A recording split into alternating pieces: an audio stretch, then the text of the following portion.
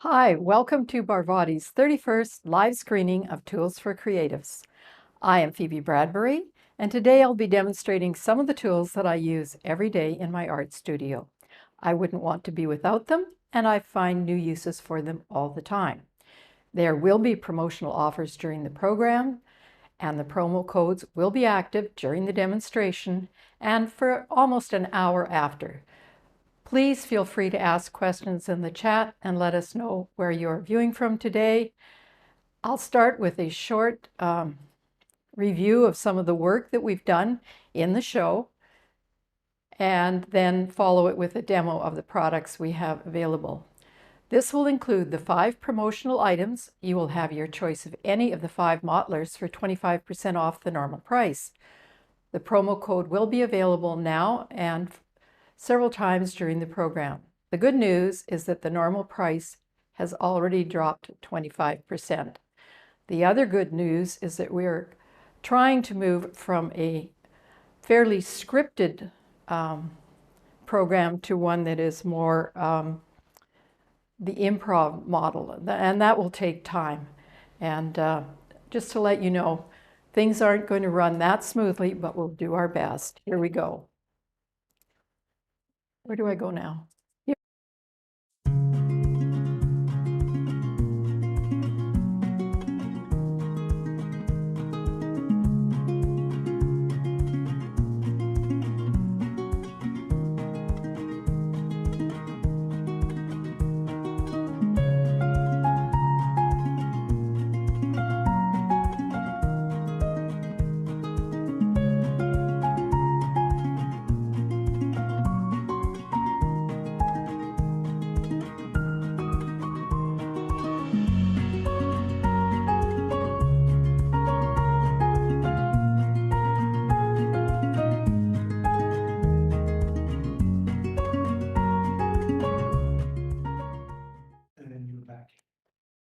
Okay, so this is just a quick review of some of the work we've done since the beginning of the programming in late November.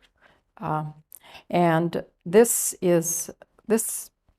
piece of artwork here is done on butcher paper, and it was using these types of tools. I'm not sure if yes, I am. Okay, I'm just going to quickly show the tools so that you can see them separately from the artwork. Okay, these are the modelers that we will be using today and demonstrating with. So this is one piece, and it's been painted on. It took a few minutes to do, probably not minutes, but the paper is a butcher's paper, so it's got a slick plastic side, and then the paper side. And we use that because, or I use that I keep saying we, I don't know why I do that, but I use that because I can then scrape right down to the surface and move very quickly. Okay, so that's one. Here's another one. Similar type of style, exactly the same type of mottlers were used, a very quick rendition. And here's another one. So some of these, what happens is that if you start playing with these, you actually get pretty good at making these designs and drawings and things like that. I'm an abstract painter, so this is fairly typical of the kind of work I like to do. Or how I practice getting ready to do the work that I like to do. But sometimes when I'm working with this type of paper, I think, oh, I wish I'd done it on something better. And so you will probably find that too if you decide to do this. And I'm going to show you next one that's done on Yupo paper, which is, it's a plastic paper and it's archival, so you can save it. And I'll put it right here. And I'm going to go in and show you the detail. This probably took about 1.5 minutes with these tools that we have here. Okay, let's just go in. Okay. I want to go zoom. And so this is about the size of a postcard. And it's done with acrylic paints and these tools. And you can see there's a lot of detail in there. And I think I'm pretty well focused. Yep, I am. I can go right in, and I will just do that. Just get my zoom out again. So you can get a really good look at how detailed the work can be. And also there's a little, okay. So that's one of the ones. Okay, now I'm going to show you another one. Oops. Zoomed right in. Okay, that's good. Then I'm zoomed right in because I haven't got it in the center. Okay, now I'm just going to pull it out a bit here. Focus. Zoom.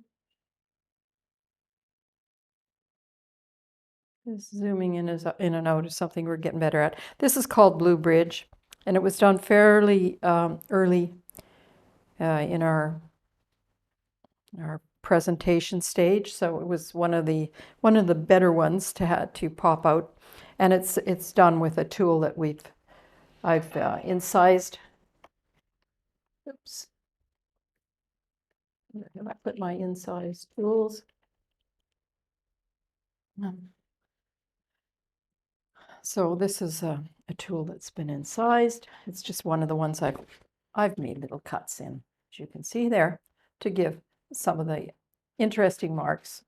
You can see it right there, the different kinds of marks, parallel line marks. So that kind of demonstrates how you can do these things. And here's another one. This is from a recent show, very dark. But you will change the lighting on that a little bit. And I can zoom in again.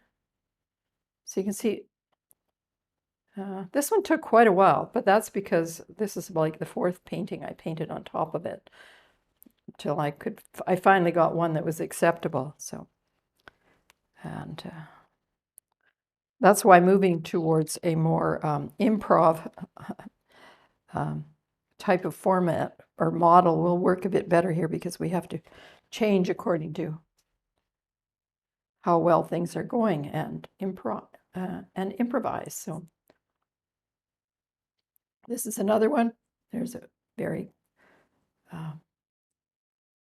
close look at what's going on there, and it is in focus. So there. And the final one here, I'm not sure if it is the final one. Got another one before? No, this is it. So this is one that we've set to music, just to show you how one of these is made quite quickly. And Previn's going to show that to you right now.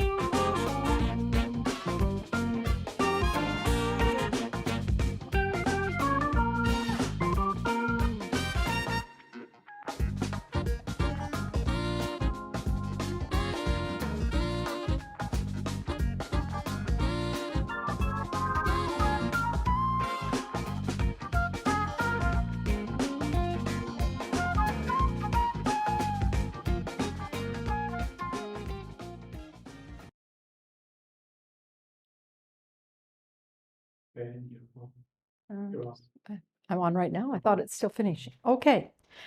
So that was a demonstration of making a painting with these tools. And these are, we call them mottlers because they're, the handle is shaped like a mottler brush. And a mottler brush is kind of a workhorse in the artist's studio. At least I've always thought so. But these are even more so. And I'm going to put white paper behind this so you can see it. Okay, let's see. Can I should be able to come it up and it should focus. It is in focus. Oh, I just can't see it where I am. Sorry. Okay, so this is the 3-inch, and this is the silicone blade. This one has a little bit of silver paint. So easy to clean, you can just wipe it off. And the blade is a medium firm, very well made. I've used them for since I graduated from art school, so it's probably 15, almost 20 years. And if you look at the width of the blade, it's quite wide, and so it's held in there quite firmly. This edge is extremely straight and sharp, and that allows you to make very incisive marks if you're dragging through, and even if you are laying down paint. It's really a great tool for that. And okay, what else? Medium firm. The handle is a very firm, compressed synthetic material. It's heavy. It feels like wood, but it isn't wood. And it's not subject to the problems that wood would be if it was exposed to water a lot. And because I paint with acrylics, water is one of the main mediums that I use, so my things are often wet. And my other tools that are made with wooden handles often start to lose their paint after a while, and the wood swells and splits and things like that. Does not happen with these. Some of the ones I'll be using today are probably 5-10 years old because they just do not wear out. And the extra special thing that I like about them is that they have this nice hole drilled in the end, which means I can hang them up and get them off my workbench. So that's the 3-inch. Now, just to show you, these are the others. So 3-inch, 2.5-inch, 2-inch, 1.5-inch, 1-inch. Now I'm just going to show you the width of the blade. Okay, put this back. On both of these, the biggest one and the smallest one, it's the same size, it's the same quality, it's got the same base, it's the same strength. So these little ones are extremely popular. It's the ones that most people start with, and then as soon as they realize how useful it is, they get the rest. And what my job is going to be later is to demonstrate to you the different types of marks and ways that you can use these. And I'll just be covering a very small part of that because I work in a certain medium, I do certain types of artworks, and I've had word from people in other areas using them for all kinds of things. So, and we will do that after I introduce, I'm going to introduce Sandy Welsh to you. Here she is. We'll be showing a short video of Sandy. She's an online artist and fairly abstract, but and she's painting with a 1-inch mottler. That's one this size. And she's using it to apply and spread the paint. Then she demonstrates with a 3-inch mottler. Oops. With a 3-inch mottler, scraping away the paint on the same painting. And again, we hear about how artists have found the mottlers to be a necessary tool in their practice. I'm going to go back to my little rubber spatula here.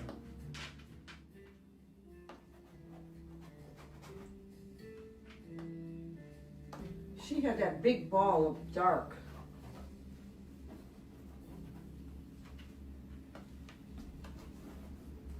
And then we'll go over it again with a lighter blue, but this will be underneath. So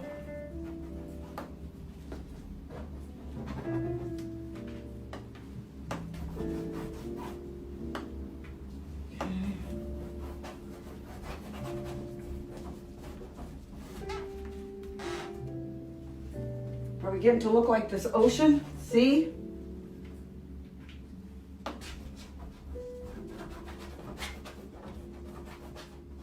This is really cool. Where do you get them? Oh, I ordered them from Amazon. They look like, where's my big one? I think they're called shapers. I got two of them. I got the bigger one. They're not expensive either. I got this one. I think if you just put in paint shapers, this will come up. They're nice, and you can use the tips if you want to sort of scratch out. Yeah, they had a couple different sizes, but I like them. It's the first time I've started using them.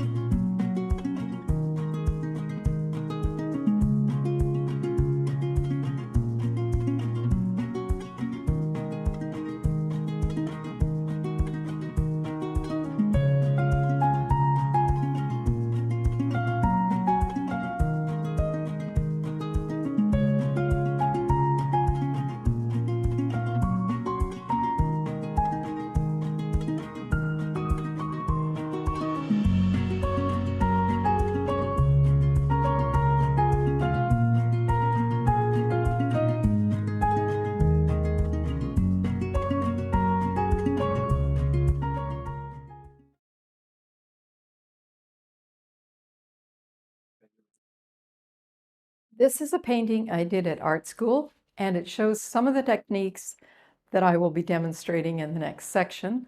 It's 5 by 5 feet, and you can see the scrape throughs towards the bottom with the red there, and the weaving technique with the yellow at the top. And these are, there's also an overlay of green dripped paint, which I won't be getting into today. And these are a common techniques that we can do with these tools. So the next step is I'll be showing you how to do those. Oh, I'm at the demo. Yay, here we are. This is where the fun starts. Okay. And it usually starts with a little splurt of paint in the middle. And I have to be careful not to put too much. So that's sort of that. And that is a Ultramarine Blue. And I'm going to start with the biggest one, mostly because I like to end with the smallest. But here we go. And I'll show you. The first thing to notice here is that I've scraped through a bit of paint, and I'm going to make it larger. Oops, zoom. A little bit smaller. Come on. Okay. And you can see the mass tone of the paint, that's the dark blue. And when you scrape through, you can see it's a 3-inch scrape through. And the light part gives you some information about how this paint will work, what its color would be, stretched thin on white, that sort of thing. But so this is a scrape through. And this is one here. I'm trying to get it done right in the middle of my screen. So it'll give me a clue where to stay in the paint when I'm doing these demos. I've done a few demos in the last where they're totally off screen. Nobody got to see them. Well, not totally. I was corrected by my corrector. But now what I'm doing is I'm gently spreading the paint. Notice it's 3 inches. It's a 3-inch spread. And how deeply it's spread will, of course, depend on my skill with holding it at a certain level. But so this is just to demonstrate that you have a lot of control with these. There's quite a bit of paint on the back, so I could wipe it off somewhere here, but I'm going to control myself and try and keep it a little bit neat today. Let's see. Okay, so they're very good. Even these big ones at making marks, your kinds of marks, your special marks, your expressive marks. So here's like a ribbon mark made just from the corner of the 3-inch one, and you can make exactly the same mark on using the smaller ones, the smaller mottlers. So, and then there's a scrape through. So it gives me a sort of a rectangular on this, and then another one, and then another one. And so this is how I warm up for my painting day, is to play with this kind of thing and see what I can put on there and see what I can put off. The beauty of the big wide ones is, especially if you're working on a large piece, is, or if you have a big palette, if you need to get that paint off of there, this will take it off, and it'll take it off very quickly.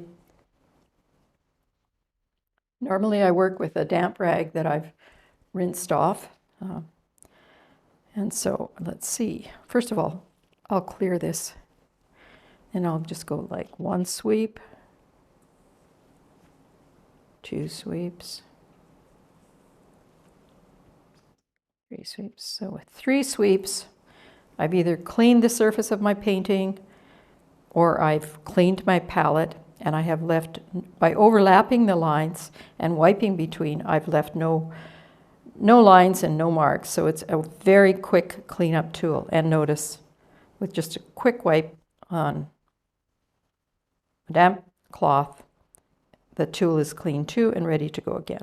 And so I'm just going to push that paint back on that area.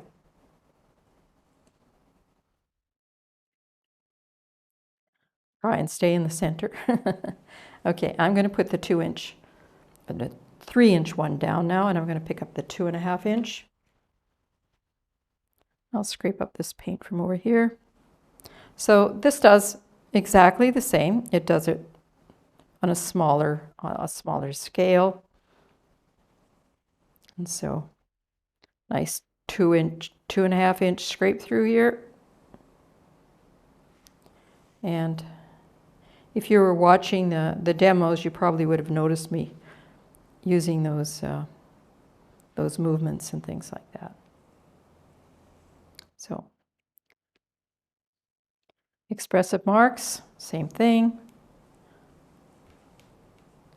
And when you get a really large piece to work on, you can play with these expressive marks a lot more. And that's why the butcher paper is really good, because it's an opportunity to experiment.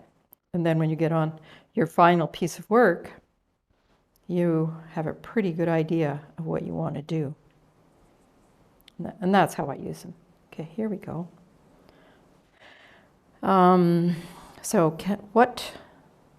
2.5 inches wide, so that doesn't mean you can't make very nice slender marks right through it. Or,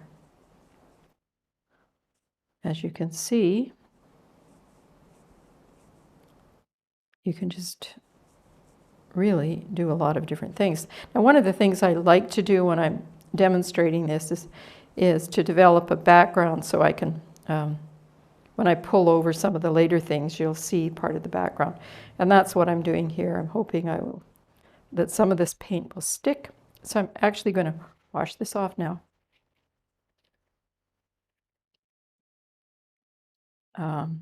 And set my clean brush aside.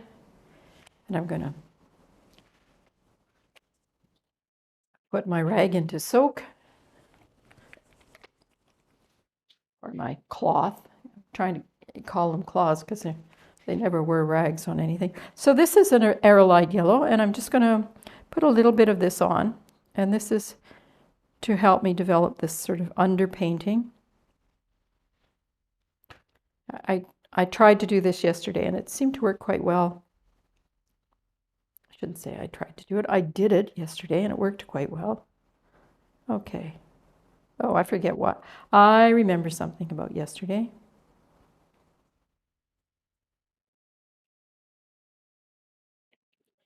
I remember that I didn't want green, and guess what? It's almost like my subconscious says you will go green. Okay, so here is the 2-inch. Yeah, 2-inch. And as I scrape through, I can see that none of that paint has really stayed there. So I don't have much of an underpainting happening yet. And I'm just playing with it. So spreading out 2-inch, scraping 2-inch, scraping 2-inch, laying down 2-inch, all in the beautiful green color. So now I feel like I have too much paint on here right now. And this might be a way for me to get the background to solidify a little bit, is to take a monoprint off of it. And all a monoprint is basically is you've got a painting or something that's got a bit of excess paint on it.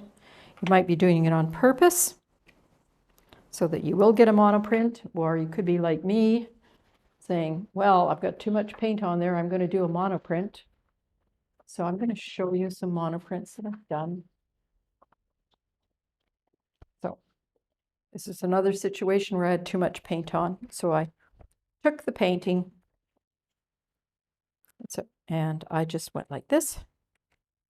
And I probably have too much paint on there now for my monoprint, so it may make it blobby.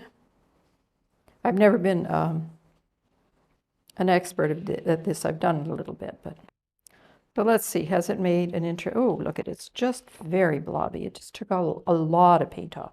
So a very unsuccessful monoprint because of too much paint on there. But let's not give up on it yet. Let's try one more. So if we're going to try one more, we might as well make a different design. So here's me doing my favorite thing, which is or one of my favorite things. I like to make big ribbon marks. And so when you get to these ones that are, this is 1.5 inch, I can make big ribbon marks. So these are some of the marks that were behind one of the paintings that I showed you earlier. Where is it? It was one of the little ones. Anyway, you will recognize it probably in a minute. So now there's not very much paint on there. Will this make a bigger, let's see if this will make a bigger, a better monoprint. So I don't want to necessarily monoprint onto something that I've already printed on. Well, let's try this. Try this. This one's a little bit drier. Okay. Now, ideally, I'll get a nice sharp print. Probably I won't, but oh, that's a lot better. But look what's happened here. Now, is they're starting to get these underlying marks that will come through. We'll let that dry for a second. So now I'm looking at the 1 inch, and I have neglected to wash off the 1.5 inch. So I'll be using later in the demonstration, and a little quick wipe to the 2 inch. Okay, so clean and ready to go again. And I don't know if you can see those marks under there. Let's see. I think I'm going to bring them in a little closer so you can see them. And so it's like a little underpainting there. Now you could just leave that. If you wanted that in your painting, you could just leave that, and you've then taken that monoprint off there just as a way to bring this forward so that you could see it. Okay, I am going to do something else with it probably. I'm going to cover it with another color. And I'm just giving it little bit of time to dry, and I'm wondering what color I should use. Tempted to use red. Just give it a little second or so. And I'm going to put a little bit of red on it.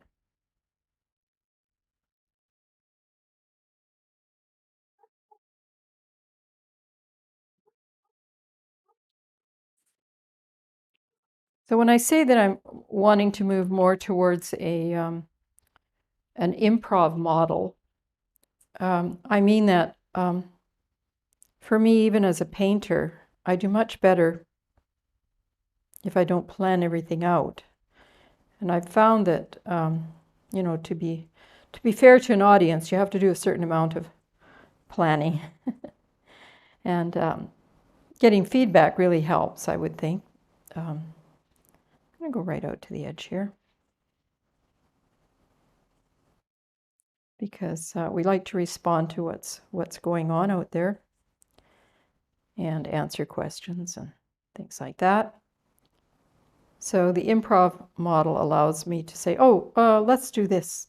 If somebody makes a suggestion, the whole idea of improv is that when you get an idea, or if you're with other people, when somebody suggests something, you always say, yes, I'll try it.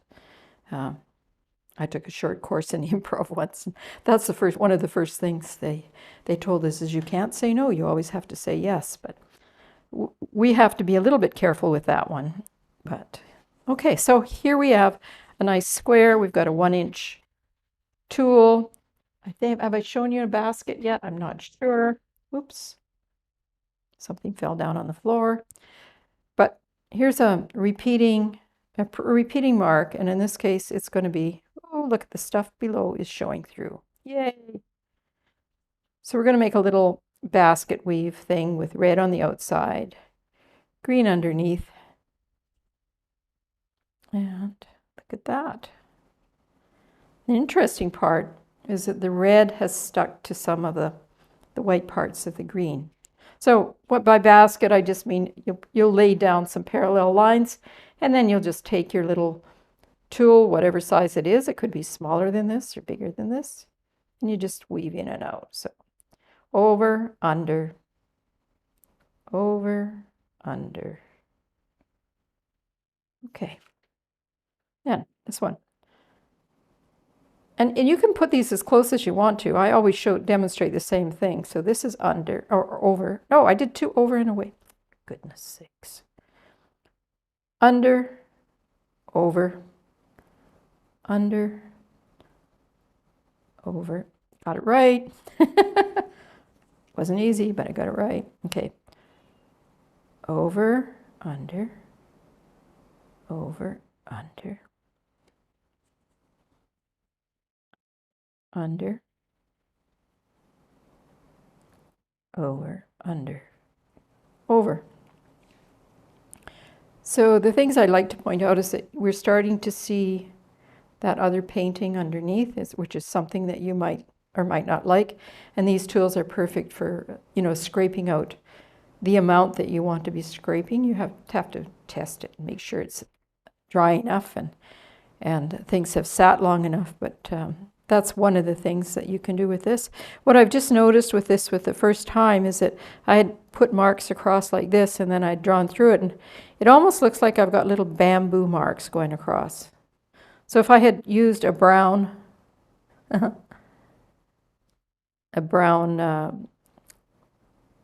paint there, it might look like I've done a bamboo. I'm working with a bamboo basket. So that's my introduction to how you can use these tools. And that does not talk about all the wonderful mediums that we can use. We'll have a little video on that later. Not a video on all the ways, but at least a list of them. And so they can be used for putting on epoxy. They don't stick to epoxy, so they're wonderful for doing any kind of work like that. So how are we doing here? 12:36. Okay. So 1 inch, 1.5 inch, 2 inch, 2.5 inch, 3 inch Barvotti modelers. Really, really useful tools in your studio. Okay, so where am I? Okay, now we're going to watch a, uh, a little video of where they're used, and then do I talk about video? The next clip shows Julie Pritchard after that. Yeah, and after that little clip, you will see Julie Pritchard talking about her favorite tools right now. This was taken from an Instagram a few months ago. Thank you, Julie.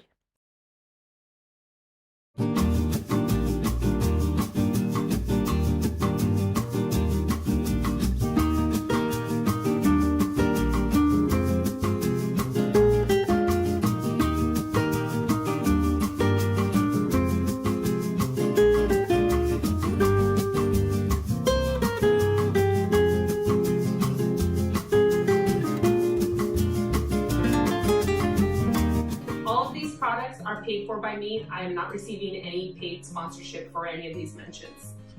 Next up, from Barvotti.com are these rubber scraping brushes. I really like these to add texture and to smooth paint on my surface. They come in a variety of sizes. These two are my most favorite tools right now.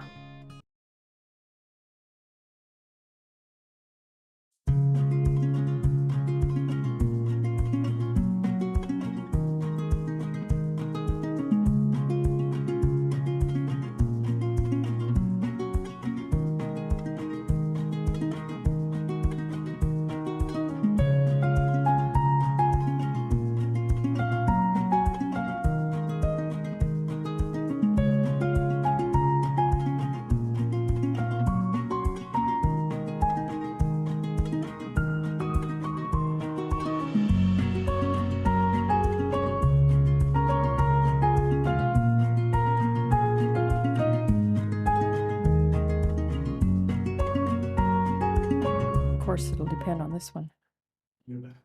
Okay, so now we're here for the Yupo demo, and the Yupo being just a reference to the kind of paper I'm using, and that's this plastic archival paper. So this was done on Yupo, and the beauty of it is that it's very slick, and you can scrape right down to the surface as you're going. You can also, if you have the time, I often don't have the time.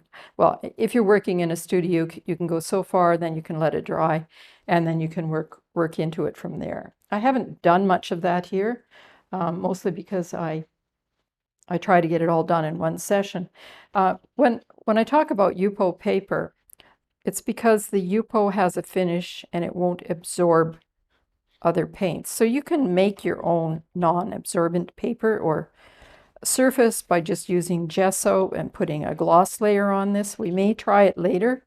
With this, it has got an acrylic surface on it, but I haven't put a particular gloss level. But first of all, we're going to do a real Yupo paper. So, and I have to just think a little bit because, oh, where's my middle? Oh, got rid of my middle. Okay, I can find it. It's okay. Getting used to these tools. Pardon me? No, yeah, but I can turn the red thing indicator on. I'm getting used to these tools where I can push a button and it'll tell me where the middle of my picture is if I can see into the little monitor that I have. Okay, I'm going to try with this Naphtha Crimson Red, which is a transparent modern color. And I'm going to just, what am I going to do?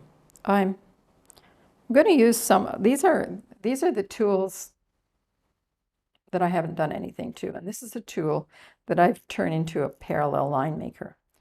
And just to show you what that does, I'm going to do it like this. And I like to work fairly fast because if it's, you know, if we're working towards sort of a thing, an improv model, it's my personal model is like that almost. It's almost worse or harder than that because I almost like to work so fast that I'm not really conscious of what I'm doing, or I'm making decisions before I'm. It's like my hand is making the decisions, not my brain. But that might not be useful for you to know at this point. Okay, I've got some red on there. So, and I'm using the parallel line maker. So what does that mean? What can I do with it? You know, and so here you're starting to see some of the things. It's a little firmer than the, and probably, maybe this isn't your favorite color of red. I'm very sensitive to colors, and I have some reds that I really like and some that I don't like as much. So today I'm going to try and like naphtha red a little more than I do. So there it is. Certainly not a finished paint, but we've done ones where all we've done is gone into something like this and played with it until we got super dimensionality by just scraping through. What I noticed about this paint is that it is a little thicker than the other ones I have. So I'm going to add some. This is Indian yellow, and it's also a professional grade paint, professional color. When I say that, it means that if you buy a professional paint, you can actually look up what chemicals were in it and what proportions and that sort of thing. So here we're just scraping this yellow right over the surface of what that just did. And by doing that, we're actually, because the yellow, I happen to know, has got a lot more water in it than the red, will be affecting sort of what's happening below. So it'll be softening that paint and making it a little bit easier to work with, but it's also changing the color a bit. So let's just do a little scrape here and see what's happening. Oh, well, let's do it with a different size. Oh, that sure did a good job of scraping that off, because whatever was under there is gone now. So we could leave it, we could leave it, we could play with it.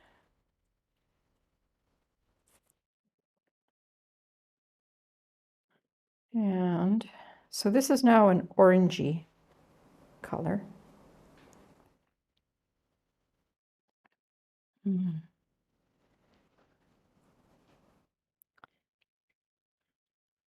It's like having a little blackboard or an orange board, and you say, I wonder what I'll do with this now. I wonder what I'll do with this now. And here we go. I'll take some of these toothy ones. Here we are. So, oops, my hand's so dirty, you can't even tell. I don't know whether this is showing at the right. Oh, if I bring it up, it should.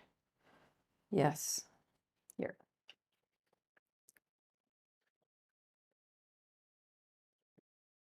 You can see the teeth cut out of that one. And so we'll just go like this. Now, I like doing these, but one of the things I don't like is that my hand is sometimes not smooth, and so I get a little bend in it. And I also find all these lines kind of boring after a while, unless there's something really exciting about them that happens in them. So you could do stuff like this and make things happen. And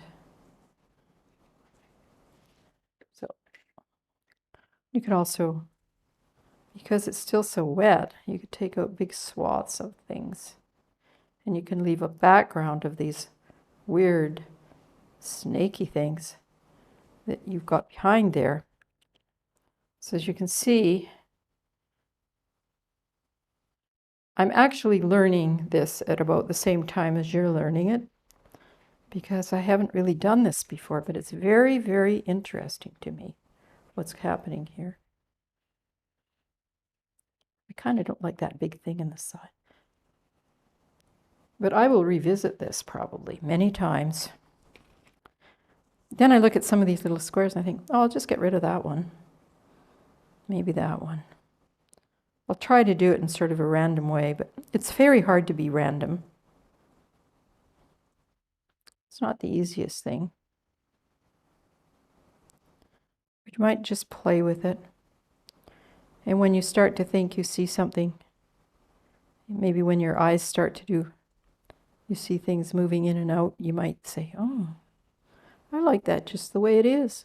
I'll leave it that way. Let's just pick it up and have a look at it.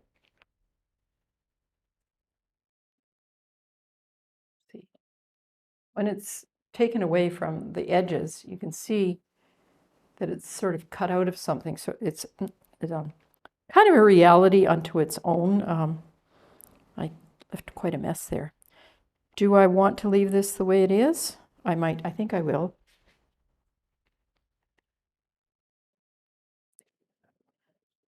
Oh dear.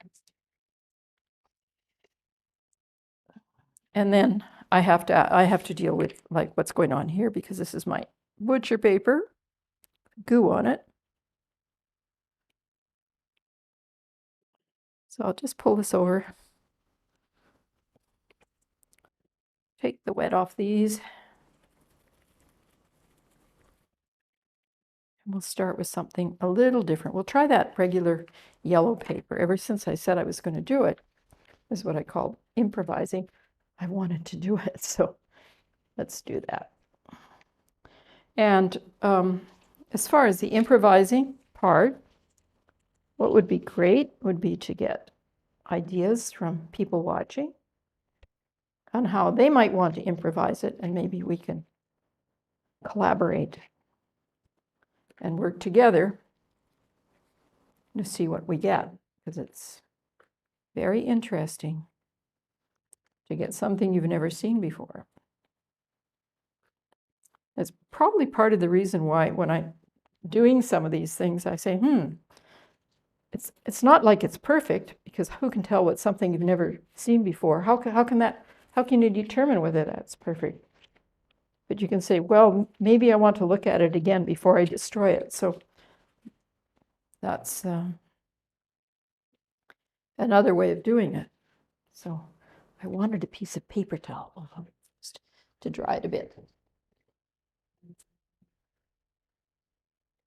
So here we are. And I'm going to use this, which is paper, and it's got a sheen of acrylic paint on it. And instead of using my least favorite yellow, or red, I'll use my favorite red. Okay. And we're going to see what happens. Ooh, am I going to dare to put blue on?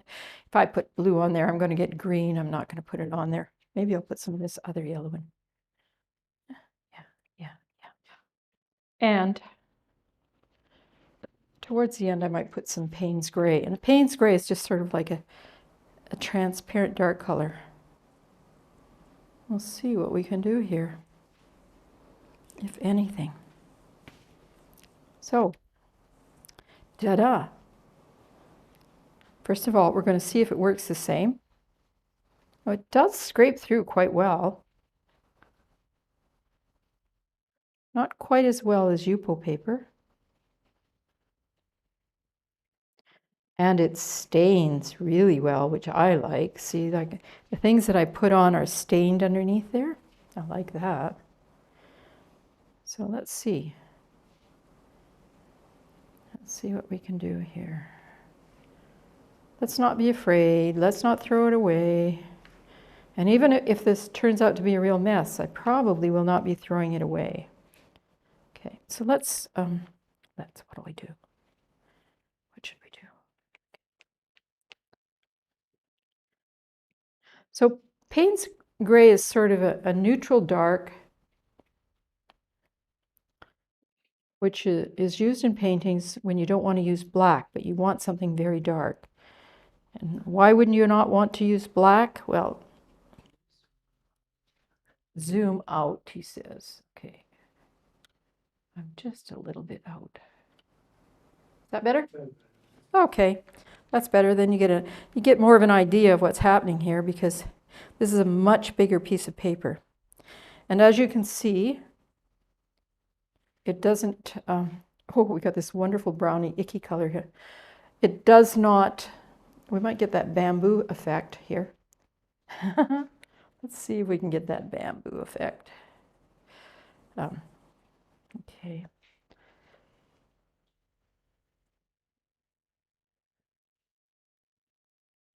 Okay.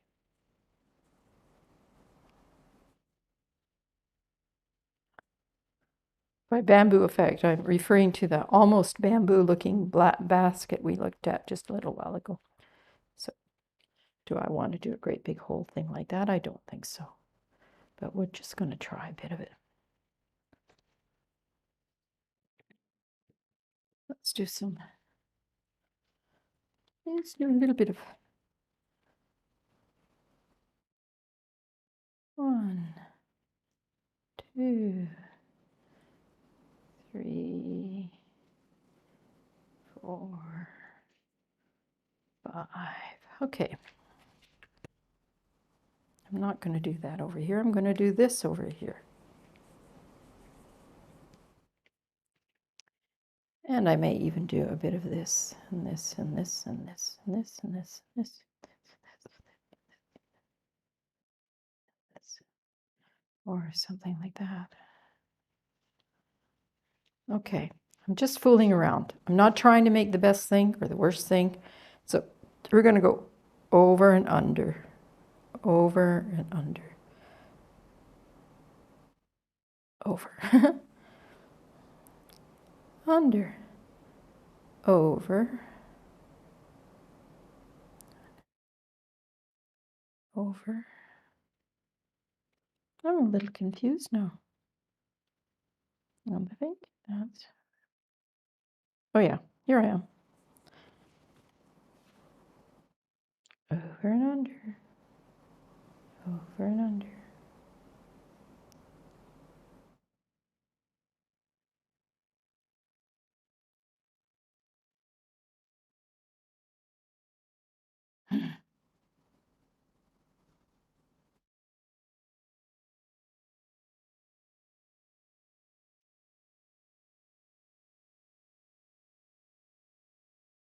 Okay. So does it look like bamboo? Not really. But what I'm experiencing and looking at this, what I'm getting from it is that this could be very interesting compared to Yupo paper, to use similar things to get different results. Like the Yupo paper is will clean off really well, but this won't. It'll leave ghosting, which might be interesting. It's not very sharp. Whereas if you have ghosting on the Yupo paper, it's usually pretty sharp. So is this going to turn into a wonderful painting? I don't think so.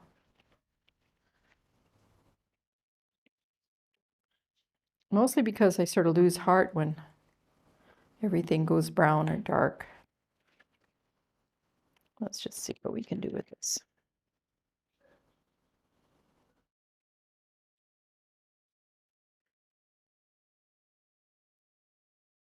Could use some music now, but we don't have any. I often find that doing this kind of work is much easier to do with music, because it gives you ideas.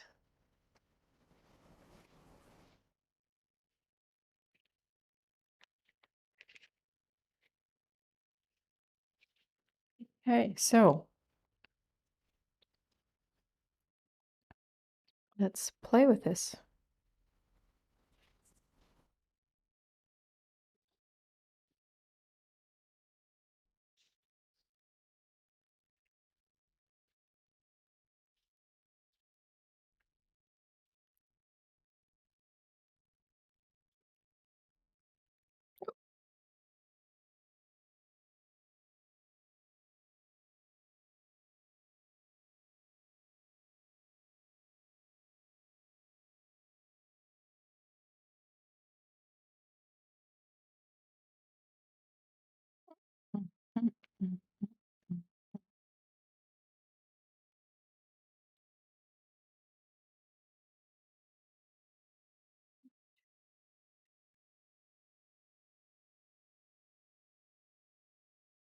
So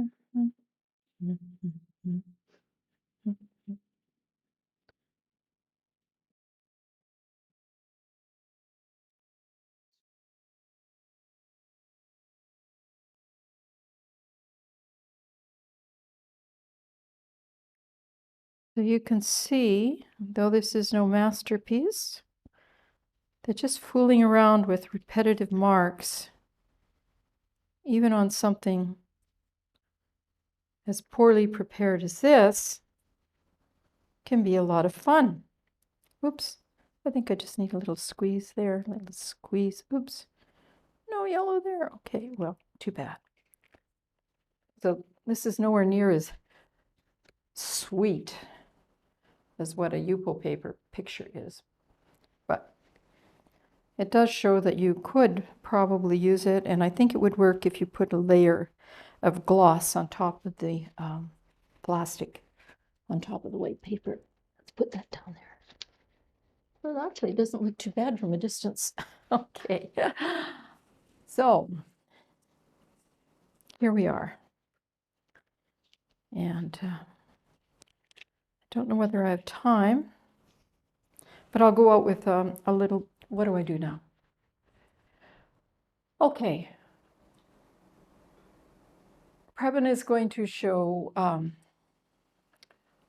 how the products can be used by different people on a short video, and I will just prepare another little thing before we leave.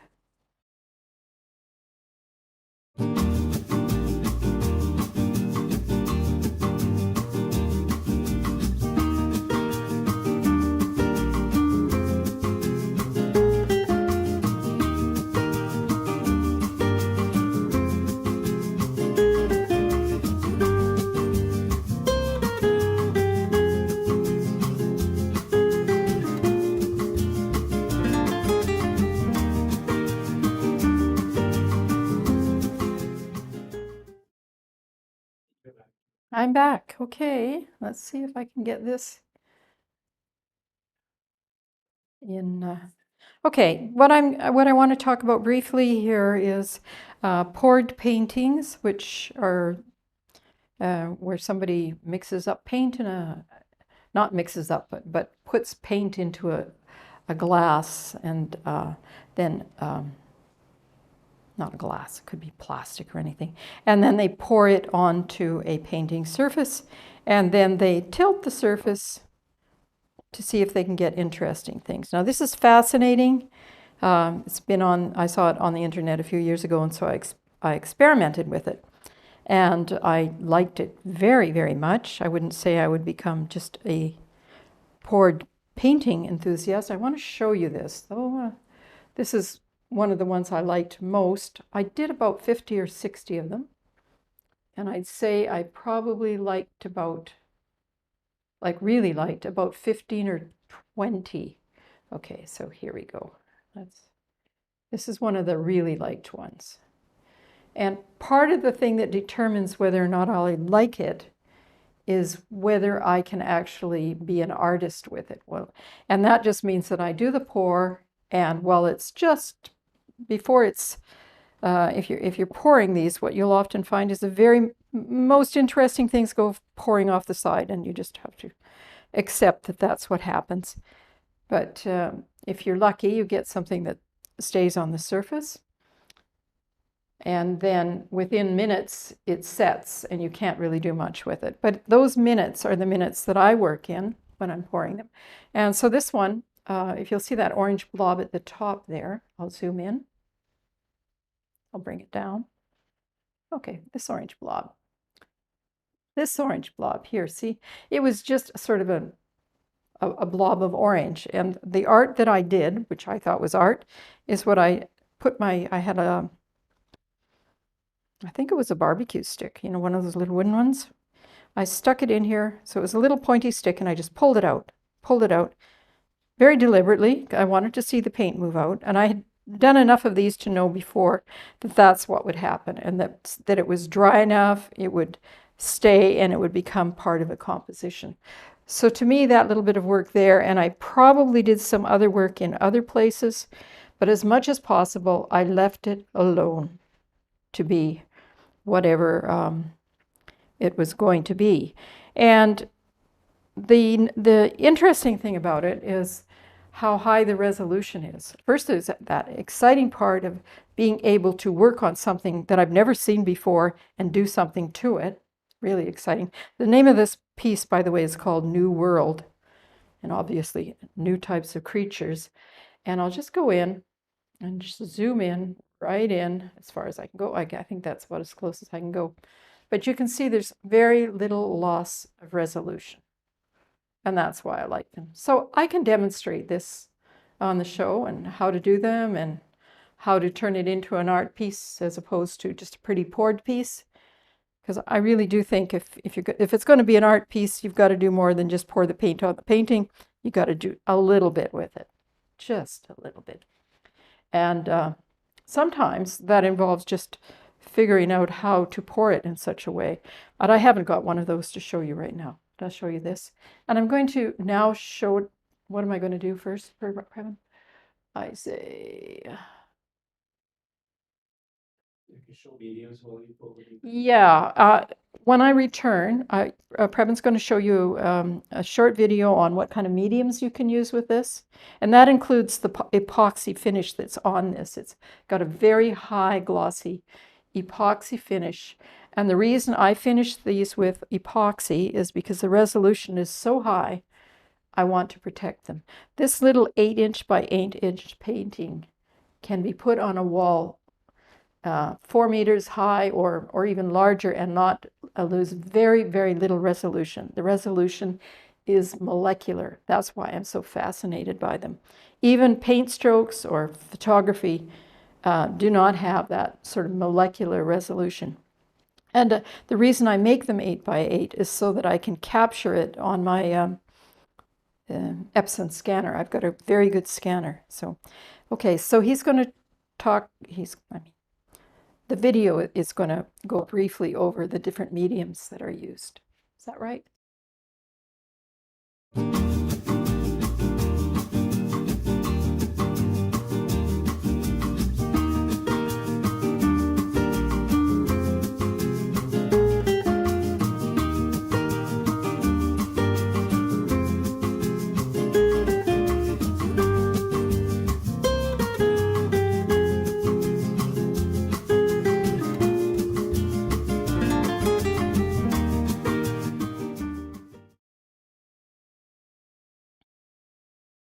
Am I here?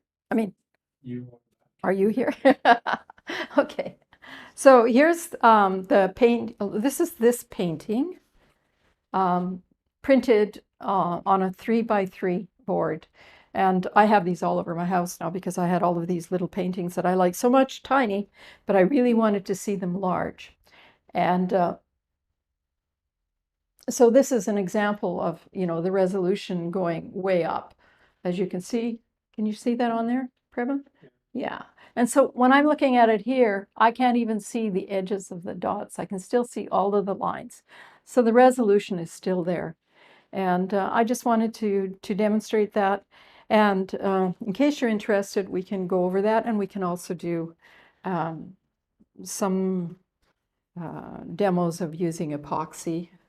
Not my favorite thing, but I do like to use it for stuff like this. Okay, so thank you for joining us today. We would love to hear from you with your ideas to help us make a better program and to tell us about any uses you have found for the modelers in your practice or otherwise. We'd also be very interested in your ideas, or if you'd like to get involved in a more improv type of program where we can respond right in the program to what you're interested in. Can't always do it, but we can do it a lot of the time. And once again, our good news is our prices on the Barvotti modelers have recently dropped 25%. And what else do I have to say about that? Okay, and we now stream from 12 to 1 o'clock. And for people who are not on Amazon Live, the promos are available. The promo codes are available during the program and for about an hour after the program. And they work only on Amazon, the USA, and only during those hours. So this is January the 3rd, Central Time, 12, is it 1 p.m. now? It's 1 p.m. So the promo codes have been going for 1 hour and they'll continue for another hour. So if you order them from Amazon, you can get the 25% off your choice of modelers. So I hope to see you at noon Central Time on Wednesday. And we'll be back. And we'd love to hear any of your ideas for what you'd like to see on the show. And because we can do other things, we just need the ideas, and then we have to figure out how to do them. So thank you. Let's see. I'm going to go back to my little rubber spatula here.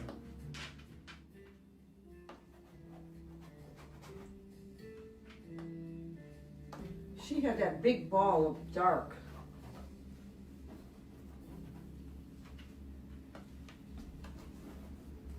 And then we'll go over it again with a lighter blue, but this will be underneath. So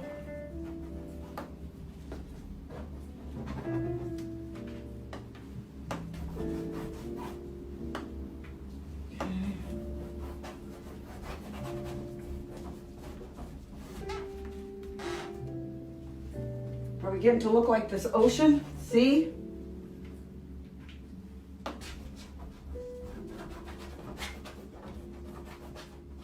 This is really cool.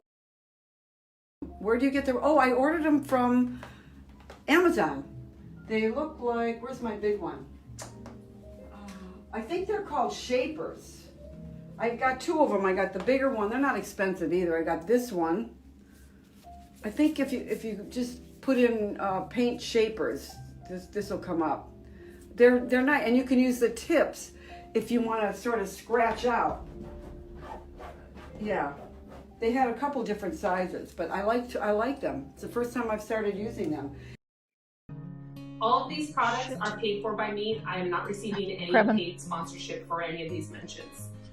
Next up, from Barvotti.com are these rubber scraping brushes. I really like these to add texture and to smooth paint on my surface. They come in a variety of sizes. These 2 are my most favorite tools right now.